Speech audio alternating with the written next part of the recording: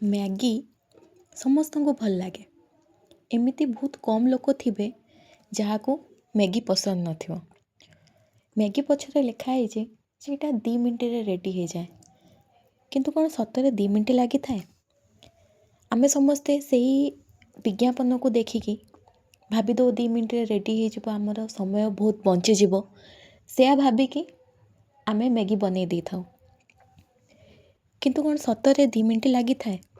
ଆମେ ଆମ ଜୀବନକୁ ବି ମଧ୍ୟ ସେହିପରି ନେଇଥାଉ।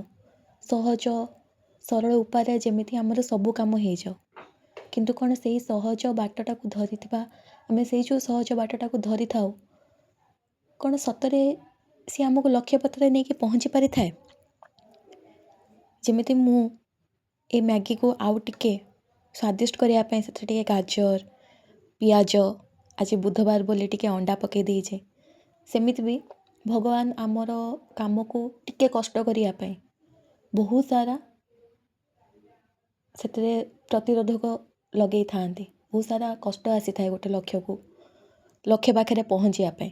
କିନ୍ତୁ କଷ୍ଟ ସହିଲା ପରେ ଯେଉଁ ଲକ୍ଷ୍ୟ ପାଖରେ ଆମେ ପହଞ୍ଚିଥାଉ, ସେ ତା'ର ଫଳ ନା ଆମକୁ ବହୁତ ମିଠା ଲାଗେ। ବନ୍ଧୁମାନେ କହିବେ ମୁଁ ଯାହା କହିଲି ସେଟା ସତ କି ମିଛ।